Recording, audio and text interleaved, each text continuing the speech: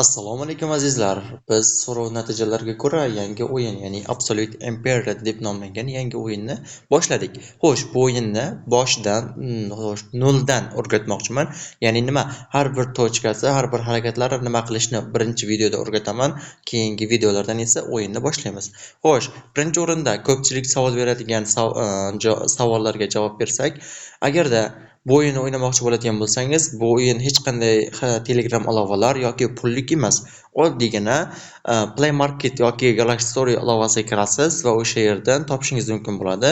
Xo'p, atigi 37 yokida 39 megabayt turadi.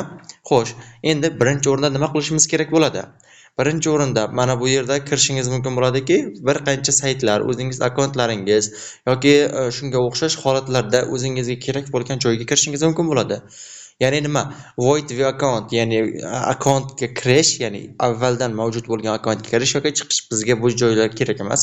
Asosiysi bizga kerak bo'ladigan, xo'sh, Одиночная игра mana bu yerda yozib qo'yibdi. Mana bu yashilning tagida. Xo'p, o'sha yerda yozilgan, ya'ni birinchi o'yinni boshlash. Xo'p, birinchi o'rin kiramiz va o'sha yerga kiramiz. Birinchi o'rinni boshlash, birinchi o'yin. Xo'p, kirdik.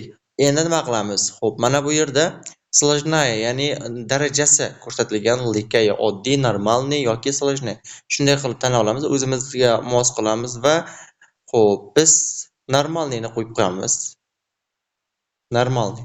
Keyingisi yil 1936, mana ko'rib turganingizdek yillarning ustiga bosamiz. 1936, 1910, 1948, 2000-yil hamda 2024-yillar mavjud bizda. Xo'p, endi qaysini tanlaymiz? O'zimizga ma'qul bo'lgan. Masalan, men hozirgi O'zbekiston hududida o'ynamoqchiman, shuning uchun ham 2000-yilni qo'yaman. Mana 2000-yil kirildi. Endi nima qilamiz? Mana bu yerdagi bayroqlarni o'tkazaveramiz. O'tkazganimiz sari, xo'p, eng oxirga tushiramiz. Ya'ni nima uchun? O'zbekistonni yozishda alfabet ketma-ketligida yozilganligi uchun eng tagida yoziladi. Chunki u yoki shunga o'xshash harflar eng pastroqda bo'ladi. Mana Seysha yoki O'zbekiston. Ustiga bir bosamiz, bosildi. Endi nima qilamiz? Bu yerda Egrat bor, Euro rejim yoki saqlanadi. Ya'ni Egrat bosamiz va yangi o'yin boshlanadi. Egrat boshlandi. Mana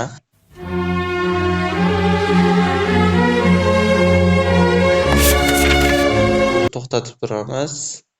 Mana ko'rib turganingizdek O'zbekiston mana shu yerda. Bu yerda faqatgina bu uzoq sharq, ya'ni mana bu Okeaniya hamda uzoq sharq mamlakatlari o'yinga kiritilmagan. Endi nega unday qilingan bilmadim-u, lekin qolgan davlatlar mavjud. Lekin asosiysi agarda o'zbekistonliklar uchun O'zbekiston mavjud. Ya'ni nima uchun bunday deyapman? Xo'p, bizning videomizda faqatgina o'zbekistonlik emas, tahlillar natijasida ko'rdimki, O'zbekistondan tashqari Turkiya hamda Rossiyadan ham bizni kuzatayotganlar mavjud ekan. Shuning uchun xo'p, birinchi o'rinda nima qilamiz? Bizga albatta birinchi o'rinda pul kerak bo'ladi. Mana ko'rib turganingizdek, bu grafikasi nisbatan oddiyroq, lekin strategik o'yin. Va birinchi o'rinda biz nima qilishimiz kerak bo'ladi? Bizga kelayotgan pulni, ya'ni keladigan pulni ko'paytirishimiz kerak va sotiqni oshirgandan so'ng nima qilamiz? Barcha ko'plab davlatlar bu yerda qiladigan xatosi, ya'ni ko'pchilik birdaniga pul keldi, harbiy sohaga oraman dedi. Yo'q, aksincha biz texnologiyaga berishimiz kerak bo'ladi. Texnologiyaga zo'r berib kiritganimizdan so'ng istalgan turdagi harbiy sanoatimizni egallab olamiz va sekin-sekinlik bilan butun Markaziy Osiyo dastlab, keyinchalik esa mana shunday qilib asta-sekin butun dunyoni egallab olishimiz mumkin bo'ladi.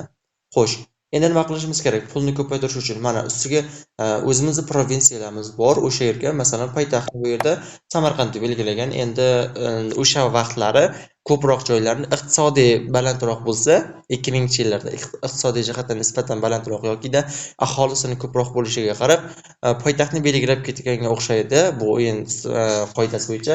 Endi nima qilamiz? Xo'p, birinchi o'rinda mana ko'rib turishimiz mumkin bo'ladi. Inflyatsiya bor. Bizda 982% inflyatsiya deyilgan. Ya'ni aholimiz bu yerda deyarli 1 millionga yaqin aholimiz mavjud va 5 ta hududimiz bor. Xo'p, mana ustiga bosdik. Bayroqni ustiga bosadigan bo'lsak, mana bu yerda ko'rinishi, bu yerda nima qilishimiz? mavjud bo'ladi. Mana bu yerda keyin birinchisi bor. Mana 5 ta narsa turibdi. 5 ta resheniyani ustiga bosadigan bo'lsak, bu yerda qaysi sohaga nima kerak va o'sha qaysi biriga qancha pul tikishimiz kerakligini umumiy qilib ko'rsatgan bo'ladi. Lekin biz bu yerga uncha katta ahamiyat bermasak ham bo'ladi. Keyingisi, xo'p, bu davlat tuzumi. Hozirda O'zbekistonniki 2026-yil hisobida demokratiya bo'lib kelmoqdamiz. Ya'ni biz mustaqillikka erishganimizdan buyon demokratiyamiz, hozir ham demokratiyadamiz. Lekin bizga keladigan narsamiz kerakki, bizga agar biron rivojlandik, kuchimiz yetdi va texnologik jihatdan anchagina yaxshilanib oldik boshqa qo'shni davlatlarga nisbatan. Endi nima qilishimiz kerak? Hududimizni kattalashtirish uchun jangga kirishimiz kerak. Jangga kirishimiz uchun esa bizda demokratiya holatida jangga kirisha olmaymiz. Monarxiya, demokratiya holatlarida biz jangga kirisha olmaymiz. Shuning uchun bizning asosiy qilish tuzumimiz fashizmga yoki kommunizmga aylanishi kerak bo'ladi. Mana fashizm yoki kommunizmga o'tkazsak, yaxshi nima jang qilishimiz mumkin bo'ladi. Shuning uchun men hozirda rivojlanishimiz uchun demokratiya kerak. Agarda siz hozirdan fashizmga o'tadigan bo'lsangiz, siz bilan savdo aloqalarini yaxshilaydigan davlatlar, ya'ni savdo qilishni istaydigan davlatlar juda kamayib ketadi. Deyarli yo'q bo'ladi. Lekin o'zlaridan xohlab kelmaydi. Kommunizmni tanlasangiz ham biroz yaxshiroq savdo-sotiq qiladiganlar kelib turadi, lekin kommunizmga qarshi bo'lgan katta yirik davlatlar, masalan, Yevropadagi Fransiya, Buyuk Britaniya yoki AQSh, Kanada kabi demokratik davlatlar, endi aytilishi demokratik bo'lsa-da, o'sha davlatlar biz bilan savdo aloqalarini yaxshilashga kelmaydi. Lekin demokratiya hozirgi ko'rinishimiz, ya'ni demokratiya holatimizga keladigan bo'lsak, biz bilan butun dunyo savdo aloqalarini qilish uchun keladi, ya'ni o'zlari keladi. Siz bormaysiz, o'zlari kelishi natijasida. Xo'p, hozirda hech qaysi davlat bilan hech qanday aloqalarimiz yo'q. Ya'ni endi boshlayapmiz, chunki 2000-yil hali holatni tushunasiz degan umiddaman. Xo'p, keyingisi ko'pini ko'rdik. Mana bu yerda askarlarni qayerga sarflashimiz kerakligi, qanday yo'nalishda rivojlantirishimiz kerakligini tanlashingiz mumkin bo'ladi, lekin bu juda ham katta xarajatlarni oladi. Xo'p, bu yerda provinsiyamiz haqida, keyin askarlar diviziyalarni hosil qilish yoki yo'q qilish biz olganda hozirda bu yerdan biz foydalanmaymiz. Keyingisi, bu yerda oltin bor, statistika, ya'ni oltin, ya'ni nima, pulning kelishi, sarflanishi haqidagi ma'lumotlar statistikasi. Xo'p, mana aytib o'tganimdek, har bir ma'lumotlar qismlarni birma-bir tushuntirib o'taman. Bu yerda, mana bu yerda ko'rib turganingizdek, bayroqdan so'ng pul turibdi, ya'ni hamma bilganidek bu pul. Nima qilish, zaxiradagi pul miqdori hisoblanadi. Keyingisi, mana bu yerda yashil quticha turibdi. Bu nima? Bu ozuqa, ya'ni nima deydi? Produkt, ozuqa miqdori shuncha ko'rsatyapti. Keyingisi, bu yerda askarlarning soni 50 ming. Aslida hozir o'rtacha 27.800 kishini tashkil etish kerak, lekin bizda 50 ming askar mavjud va buni sekin-sekin o'zi tarqatishga harakat qiladi avtomatik. Keyingisi, xo'p, yoqilg'imiz har bir bosqichda o'zi bizga yoqilg'i 740 yoqilg'i kirib keladi. Eng asosiysi, agarda siz ilovani endi texnologiyani rivojlantirishimiz uchun kerak bo'ladigan, mana bu yerda kolbacha bor, ya'ni o'zingiz tushunganingizdek, texnologiyani rivojlantirish uchun kerak bo'ladi. Xo'p, endi bu yerda mana pastga qaraydigan bo'lsak, ya'ni burchakka qaraydigan bo'lsak, mana qizil qalqon hamda qilich turibdi. Bu voyn, ya'ni urushayotgan davlatlar. Hozirda biz hech qaysi davlat bilan urushganimiz yo'q. Mana сейчас нет войн, пока что. Ya'ni ayni damda hech qanday jang qiladigan joy yo'q. Shuning uchun пока. Keyingisi, mana bu yerda sanoatni rivojlantirish, nima kerak, nima qilishimiz kerakligi haqida aytilgan. Masalan, umumiy nima qilmoqchimiz? Mana men masalan hozirda ferma, ya'ni oziq-ovqat uchun fermaxonani rivojlantirmoqchiman. Bu uchun xo'p, nechta 3 ta joyga nima buni tayyorlaymiz. Mana ketdi. Keyingisi fabrika kerak bizga. Xo'p. Mana fabrikani ham joylashtirdik. Endi bu narigi tarafdan qurilish ishlari, mana bu tashqi savdo aylanmalari, ya'ni davlatlar bilan savdo aloqalari, keyingisi ya'ni qandaydir bir nima tashkilotlar, shunga o'xshash davlatlar tuzishimiz ham mumkin bo'ladi. O'zimiz uchun hozirda Buyuk Turon yokida NATO singari davlatlarni shunday qilib tuzumlarni tuzishimiz ham mumkin bo'ladi. Lekin bizga hozircha bular kerak emas, chunki ularni ochganimiz ham bilan foydasi yo'q. Qudratli bo'lmasangiz, hech qaysi davlat yoki aloqalaringiz yaxshi bo'lmasa, hech qaysi davlat siz bilan birga o'ynamaydi. Keyingisi, hop, mana bu yerda g'ildirakcha bor. Aynan mana shu yerda texnologiya bor. Texnologiyani rivojlantirishimiz uchun mana aytganimdek, bu yerdagi boyagi pul kerak bizga, vaqt kerak, ya'ni 3 ta kun o'tkazishimiz kerak bo'ladi. Undan tashqari kolbacha kerak bo'ladi, ya'ni texnologiyani rivojlantirish uchun. Bu yerda ham sizlarga o'zim beradigan maslahatim tajribamdan kelib chiqib aytamanki, birinchi o'rin hech qanday armiyaga emas, balki mana bu ekonomiyani rivojlantirib olsangiz, dastlab aytib o'tganimizdek hamda ajdodlarimiz aytib o'tgandek, ekonomiyasi, ya'ni iqtisodi baland bo'lgan davlat har doim baquvvat, harbiy jihatdan ham baquvvat bo'ladi deb aytilgan.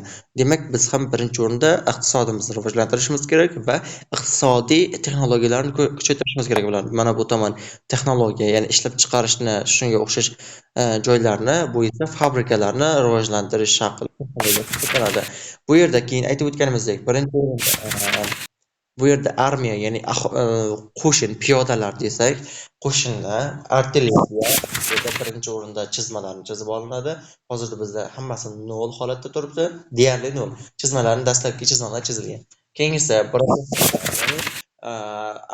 mana bunday tank yoki shunga o'xshash texnika, avtomobillar va bor mavjud bo'ladi. Bizda samolyot tizimlari bor, bir boshdan rivojlantirib kelasiz va bu yerda keyingisi bombardimonchilar, qiruvchilar hamda ochiq jangga kiruvchilar, aynan mana shunday turdagilar rivojlantirib kelishingiz kerak bo'ladi. Lekin aytib o'taman, bularni masalan rivojlantirish uchun sizning baland bo'lishi kerak. Xo'p, keyingisi mana bu yerda shafqatcha turibdi. Mana nima uchun nima qilishimiz kerak degan narsaga, armiyani yaxshilash uchun bizga nima kerak? Xo'p, keyingisi. Xo'sh, mana bu yerga kiramiz va mana bu mana qo'ysak, bu yerga nima qurishimiz kerakligini ko'rsatadi. Mana bu yerga o'zimizga kerakli bo'lgan narsalarni qurib olishimiz mumkin bo'ladi. Keyingisi mana bu turibdi. Keyingisi ko'tarib, ya'ni rivojlantirishga o'tkazsak, mana narvonchaga o'xshash turibdi, poyezd yo'li. Aynan mana shu infrastrukturani oshiradi, ya'ni keladigan pul mablag'larini ko'paytirib beradi. Ko'paytirishga qisman yordam beradi. Bunisi mana bu qasrcha turibdi. Bu qasr himoya, ya'ni hududning himoyasini belgilab beradi. Keyingisi morskiy baza, ya'ni suv portlar hisoblanadi. O'zbekistonda ochiq dengiz bilan hudud bo'lmaganligi tufayli port bizga qiziq emas va mana bu yerda aviabaza mavjud bo'ladi. Xo'p, mana bir boshni tushuntirib berdik. Asosiylari mana shulardan kerak bo'ladi. Xo'p, keyingi videomizda sizlarga ko'rsatib beraman. Bu birinchi o'rin tushuntirish bo'ldi va O'zbekistonga o'yinning kirish bo'ldi. Agarda biron bir joyda tushunmayotgan bo'lsangiz, kommentariyalarda yozib qoldirsangiz, qo'limdan kelguncha tushuntirishga harakat qilaman. Rahmat barchaga.